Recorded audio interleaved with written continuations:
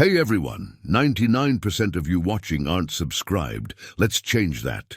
Hit that subscribe button, and at 1,000 subscribers, we'll drop special stories just for you.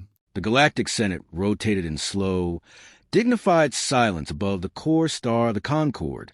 Rings of delegates hovered in layered tiers, each species occupying an environment suited to its biology: liquid spheres, gas chambers, crystalline lattices, and gravity wells. At the center stood a small, unassuming platform. On it was Elias Varn. To most of the galaxy, humanity was a footnote, newly spacefaring, politically insignificant, biologically ordinary. But what made them unsettling was not their strength. It was their unpredictability. Elias adjusted the collar of his uniform, feeling the weight of 1,000 alien gazes. Representative Varn of Earth intoned the Senate's harmonic voice, a chorus synthesized from a dozen species. You have been granted provisional diplomatic status. Your first assignment has been selected. A pause followed, not for dramatic effect, but because several species needed time to process the implications. By decree of the Concorde, you are to be received at the court of the Star Emperor of Zyraxis. The chamber shifted. Even those unfamiliar with Zyraxis Prime understood the weight of that name. The Star Emperor was older than many civilizations, ruler of a system that harvested stellar energy itself. His court was not merely political, it was legendary. Elias blinked once. That's quite the first assignment. A ripple of muted reaction spread, some amused, others concerned. You may decline, the harmonic voice added. Elias hesitated for only a fraction of a second. I won't. The journey to Zyraxis Prime took him beyond map space, past trade routes, past patrol zones, into a region where stars burned in unusual spectra and gravity behaved like suggestion rather than a law. His vessel, the Meridian, was modest by galactic standards. No weapons, no escort, just a diplomat, and a crew trained more in etiquette than combat. As the ship exited fold space, the view ahead stole even the seasoned pilot's breath. Zyraxis Prime did not orbit its star in any conventional sense. It embraced it. Vast structures encircled the stellar body, siphoning energy through luminous conduits that stretched like veins across the void. The planet itself shimmered with layered atmospheres, each refracting light into impossible colors. Signal received. The navigator said quietly, "They're allowing us through." Allowing, not welcoming. Elias stood at the observation deck, hands clasped behind his back. "Take us in." The docking process was seamless, too seamless.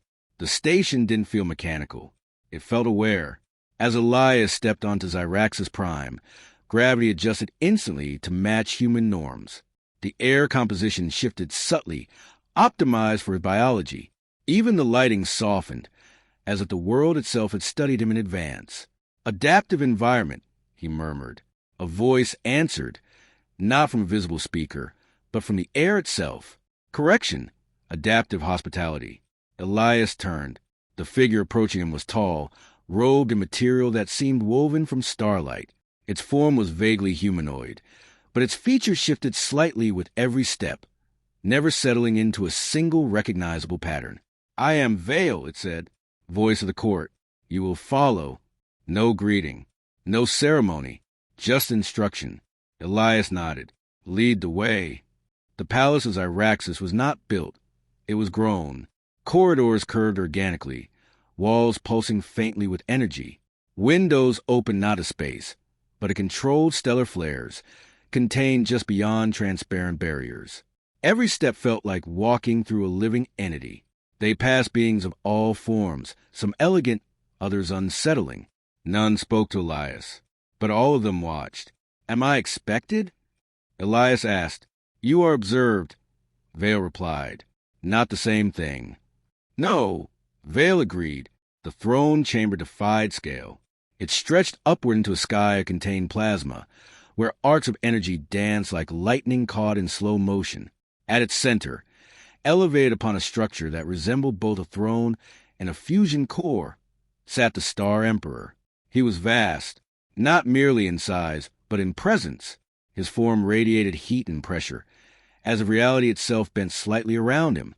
His features were difficult to focus on, like trying to look directly at a star. Elias stopped at the designated distance. Human, the Emperor said. The word echoed, not through air, but through thought. Elias inclined his head. Your Majesty. A long silence followed. You are fragile, the Emperor continued. Compared to you, Elias admitted, a flicker, amusement, perhaps, rippled through the chamber. Most who come before me attempt to hide that. I've found honesty travels farther than pretense, Elias said. Another pause. Then, bring them. The atmosphere shifted. From behind translucent partitions, 3 figures emerged, the daughters of the Star Emperor. The court stilled, not out of respect, but tension. They were unlike any beings Elias had encountered. Their forms did not adhere to symmetry or conventional beauty. Limbs angled in unexpected ways, features layered and complex, their presence both striking and challenging to comprehend. Elias felt it. The instinctive human reaction to the unfamiliar. He didn't suppress it. He acknowledged it, and then he stepped forward. He bowed. Your Highnesses. The reaction was immediate, not from the court, but from the daughters themselves. A subtle shift, a pause. They had expected many things: avoidance, discomfort, forced politeness. Not this, not sincerity. The eldest studied him closely. You do not avert your gaze. No, Elias said. Why? He considered the question, not strategically, but honestly. Because I'd rather understand what I'm looking at. Silence again. But this time it was different. Less judgment, more curiosity. High above, the Star Emperor watched. For the first time in a very long while, he leaned forward. Life within the palace of Zyraxis did not follow any rhythm Elias had ever known. There were no clear days or nights, only cycles of stellar intensity. When the star flared brighter, the halls glowed with molten gold. When it dimmed, deep blues and violets seeped into every surface. Time itself felt stretched. At first, Elias was treated as an anomaly. Servants observed him. Scholars requested scans. Guards tracked his movements without hiding it. The court expected him to either offend, retreat, or fail. He did none of those. Instead, he adapted. His first true conversation with the daughters came not in a grand hall, but in a chamber overlooking a controlled solar stream, energy flowing like a river of fire beyond transparent barriers. The eldest stood there already. Princess Calith did not turn as Elias approached. You walk without escort now, she said. I was told I could. You were told you may, she corrected. There is a difference. Elias smiled faintly. On Earth, we tend to test the difference. That earned a glance. Up close, her form was even more complex. Layers of structure that shifted subtly as she moved. But her eyes, if that word even applied, were sharp, focused. You are either very confident, she said, or very unaware of where you stand. Both have served me well so far. A pause. Then unexpectedly, you study us, she said. I do. For what purpose? Elias leaned lightly against the observation rail, watching the stellar current. Understanding. You're central to this court, but no one speaks to you. Only about you. Her posture stiffened just slightly. That is because we are complicated. So is everything worth understanding. That was the first crack. Over the following cycles, Elias found himself invited, informally, cautiously, into their spaces. Not as a diplomat, as a presence. Princess Morva preferred the biolabs. Her domain was vast, entire ecosystems suspended in controlled environments, floating forests, liquid atmospheres, organisms that rewrote their own structures in response to thought. Elias stood at the edge of one such chamber, watching a cluster of luminous organisms rearrange themselves into geometric patterns. They respond in neural signals, Morva explained. Emotion, intention, memory. Can they understand? Elias asked. They reflect, she said. Understanding is debated. Elias stepped closer. May I? She hesitated, then nodded. He placed his hand near the barrier. For a moment, nothing happened. Then the organisms shifted. Their light softened, warmer, steadier. The chaotic patterns resolved into something almost calm. Morva leaned in, studying the response. That is not a standard reaction, she said quietly. What does it mean? She watched the organisms for a long moment.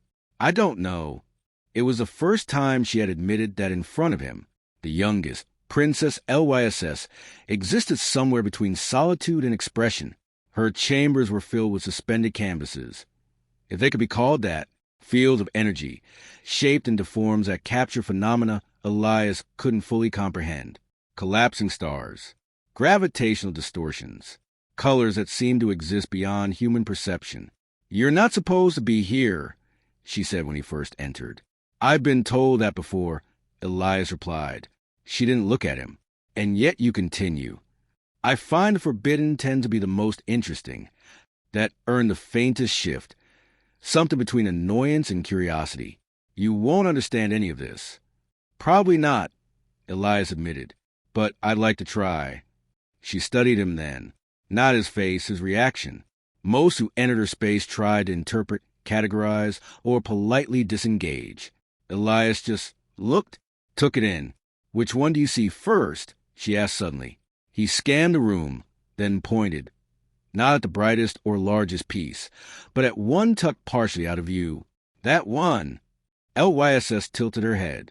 Why? It feels unfinished. A long pause. It is, she said. Then it's still becoming, Elias replied. Something in her posture softened. Word spread, not loudly, not officially, but enough. The human was still there, still speaking with them, still accepted. The court didn't know what to do with that. From the highest level of the palace, the Star Emperor of Zyraxis observed everything. He saw the subtle changes. Caleb engaging in open debate again, challenging advisors instead of withdrawing, Morva presenting incomplete work, something she had never done before, LYSS allowing others into her space. And always, the human was there, not leading, not controlling, simply present. One cycle, the Emperor summoned Elias privately. The chamber was smaller than the throne hall, but no less intense. Energy coiled along the walls, responding to the Emperor's mood. You have altered the equilibrium of my court, he said. Elias didn't deny it. Was it stable to begin with? A dangerous question. But the Emperor did not react with anger. Instead, with him, the Emperor said, you show no hesitation. No. Why? Elias met the shifting, impossible gaze. Because they don't need another voice reminding them they're different. The energy in the room tightened. They are different. So is every species in your Senate, Elias replied. Difference isn't the problem. Then what is? Elias took a breath. Isolation. Silence. Heavy. Measured. Then the Emperor spoke again, quieter this time. You speak as though you understand them. I'm trying to. And they allow this. Yes. Another pause. Longer. More dangerous. Be certain, the Emperor said, that your intentions remain consistent. Elias didn't look away. They will. What began as curiosity had become something else. Not alliance. Not yet. But something closer than diplomacy. Something the galaxy had no framework to define. And deep within the palace of Zyraxis, 3 daughters of an immortal ruler were, for the first time, not being seen as symbols, but as themselves. The announcement did not begin as a declaration. It began as a transmission anomaly. Across the galactic concord, diplomatic channels flickered with a priority signal originating from Zyraxis Prime. At first, it was dismissed as routine, another energy fluctuation from a star-harvesting civilization whose very infrastructure bent physics. Then the message resolved. 3 figures stood at its center. Princess Calith, Princess Morva, Princess LYSS. Behind them, the faint silhouette of the Star Emperor of Zyraxis loomed like a contained supernova. And beside them, Elias Varn, the chamber of the Galactic Senate, filled within minutes. Delegates flooded in, environments stabilizing at different atmospheric layers. Liquid beings condensed into spheres. Crystalline entities refracted incoming light into sharp, attentive angles. Even a more reclusive species tuned in through remote projections. At the center, the harmonic voice spoke. Zyraxis Prime has issued a full-spectrum priority communique. All proceedings are suspended. The message began without preamble. Caliph stepped forward. "We address the Concord not as extensions of our father's rule," she said, her voice steady, amplified across dozens of translation matrices, but as sovereign entities. That alone sent a ripple through the chamber. Morva continued. "A biological event has occurred." Now the chamber leaned in, figuratively and literally. LYSS finished it. "We are with child." Silence. Absolute. Then noise. "Impossible!" A delegate from the Helion cluster burst, its gaseous form flaring erratically. Cross-species reproductive compatibility at that scale defies everything.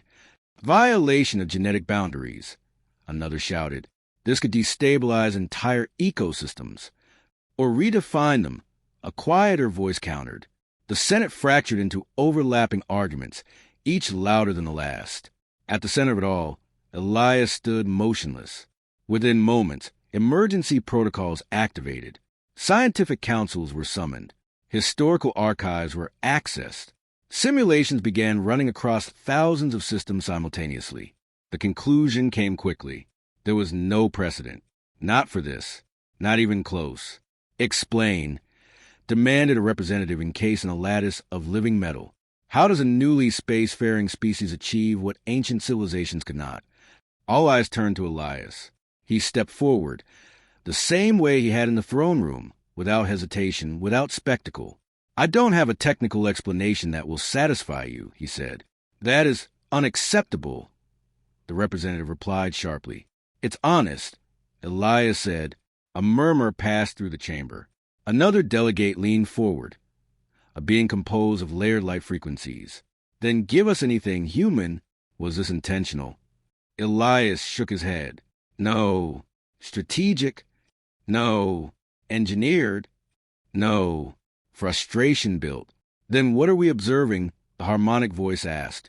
Elias paused, not because he didn't know, but because he knew they wouldn't like the answer. "Connection," he said. The word landed poorly. "That is not a scientific framework." One voice snapped. "It's not meant to be," Elias replied. Kayla stepped forward again, her presence cutting through the noise. "You search for a mechanism," she said, "because you cannot accept the alternative." "And what alternative is that?" came the immediate response. "That your limitations," she said calmly, "are not universal." That quieted more of the chamber than any argument. Behind them, the Star Emperor of Zyraxis finally moved. He did not speak immediately. He didn't need to. His presence alone forced the Senate into stillness. "When this human arrived," the Emperor said, his voice resonating through matter and thought alike, "I anticipated disruption." A pause. "I did not anticipate transformation." The weight of that admission was not lost on anyone. "You fear what this represents," the Emperor continued. "As you should." Tension rose again. "Because it cannot be controlled," he said. Now the chamber was silent for a different reason. Not shock, understanding. A representative from a long-extinct genetic lineage projection spoke next, its voice reconstructed from archived consciousness. "If this is replicable," it said, "then the concept of species boundaries collapses." "Yes," Morva said. "If it is not replicable," it continued, "then it is an anomaly of unprecedented significance." "Yes," Caleb added. LYSS tilted her head slightly. "Either way," she said softly, "you are witnessing change." Debate resumed, but it had shifted. No longer denial. Now it was strategy. Containment protocols were proposed. Research delegations demanded access. Some called for isolation of Zyraxis Prime. Others, fewer but growing, argued for collaboration. Through it all, Elias remained where he was. Not defending, not persuading, just present. One final question cut through the chamber. It came from the harmonic voice itself. "Representative Varn of Earth," it said, "do you understand the consequences of what has occurred?" Elias met the unseen center of the Senate. "Yes." "And you accept them?" He didn't hesitate. "Yes." A pause. Then, "Why?" For the first time since the transmission began, Elias allowed a small, genuine smile. Because for once, he said, the galaxy isn't arguing about who's superior. The chamber stilled. It's being forced to rethink what's possible. Far above the Senate chamber, signals spread outward, faster than official channels could contain. News of Zyraxis reached distant systems within hours. Speculation followed. Fear, hope, and something else. Curiosity. Back on Zyraxis Prime, the palace remained quiet, unchanged on the surface. But beneath it, everything had shifted, and for the first time in its long, unchallenged existence, the galaxy was no longer certain of its own rules. The galaxy did not sleep. It watched. From the outermost trade routes to the inner cores of ancient empires, attention converged on a single point in space, Zyraxis Prime. What had once been a distant, untouchable power was now the center of the most consequential event in recorded history. Not a war, not a collapse, a birth within the palace. Preparations unfolded in silence, not because of secrecy, but because no one fully understood what was coming. Princess Morva led the scientific efforts. Entire wings of the palace transformed into adaptive biochambers. Environments shifted moment by moment, responding to fluctuations no instrument could fully map. Organic systems merged with stellar energy conduits, forming something that was neither technology nor biology, but both. It's not behaving like any known gestation, one of her assistants admitted. Morva didn't look away from the shifting data fields. It isn't, she said. Then how do we stabilize it? She paused. Then quietly, we don't. Princess Caliph handled everything else. The court, the Senate, the pressure. Delegations arrived daily, some openly, others through encrypted channels. Requests, demands, veiled threats, offers of alliance, warnings of destabilization. Caliph met them all with the same unyielding clarity. This is not a negotiation, she told one particularly persistent envoy. It is a reality. And if that reality threatens a balance of power, the envoy pressed. Caliph's gaze sharpened. Then, perhaps the balance was never stable to begin with. Princess LYSS withdrew, not out of fear, out of focus. Her chambers changed. The suspended artworks dissolved, reforming into something new, vast, shifting fields of color that pulse in rhythm with something deeper than light. She painted less with intention now, more with instinct. Elias found her there one cycle, standing in the center of it all. It's different, he said. It's clearer, she replied. Clearer how? LYSS gestured, not to a single piece, but to the entire space. I can see them. Elias frowned slightly. Them? She nodded. Not as they will look, she said. As they will be. That was the closest anyone came to understanding what was happening. And Elias remained exactly what he had always been. Present. He did not lead the process. He did not try to control it. He moved between them. Calipha's strategy, Morva's science, LYSS's perception, bridging without forcing. The court still watched him, but no longer with suspicion. Now with something closer to recognition. Above it all, the Star Emperor Zyraxis stood alone. For the first time in centuries, he did not command. He observed. The energy of the palace responded to him as always, but he did not shape it. He allowed it to unfold. You have changed them, he said one cycle, as Elias joined him. Elias shook his head slightly. No, I just didn't stand in their way. The Emperor considered that. A rare approach, he said. The moment came without warning. No alarm, no signal, just shift across the palace. Systems reacted instantly.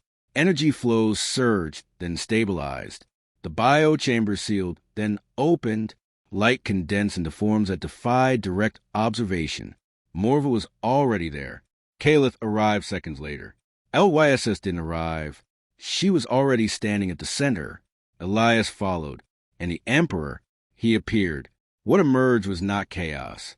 It was precision, 3 distinct presences, each unfolding in its own way, not fragile, not unstable, complete. They were not bound by the asymmetry that had defined their mothers, nor were they purely human. They were something integrated. Their forms held coherence across multiple spectrums, visible, energetic, conceptual. To look at them was to understand that they were not the result of compromise. They were the result of synthesis. No one spoke at first. Even the systems of the palace seemed to quiet. Finally, the Star Emperor of Xyraxis stepped forward. For all his scale, all his power, he moved carefully. He observed the first of them, then the second, then the third. "They are not what I expected," he said. Elias, standing beside him, nodded. "No," he said, "they're not." A pause. Then the Emperor asked, "What are they?" Elias didn't answer immediately. He looked at Caliph, who was studying him not as a ruler, but as something closer to awe, at Morva, already analyzing, but with wonder threaded through her focus, at Lyss, who simply smiled, as if she had been waiting for this exact moment. Then Elias looked back at the Emperor. "They're beginning," he said. The signal to the Senate was not immediate. For once, Xyraxis did not rush to broadcast, but the galaxy felt it anyway. Shifts in energy patterns, unexplained harmonics across long-range sensors. Something had changed. Again, when the transmission finally came, it was simple: no decorations, no defenses, just a visual: the three children, standing, not as heirs to a single empire, but as something the galaxy had never had language for. The Senate did not erupt this time. It paused, because for the first time since the announcement, there was no argument to be made, no framework to reject, no precedent to cling to, only a question: what comes after this? Back on Xyraxis Prime, the palace adjusted once more, not to accommodate a guest, not to contain an anomaly, but to welcome a future it had never been designed to hold. And at the center of it, a human, 3 daughters and 3 children, had quietly rewritten the boundaries of an entire galaxy.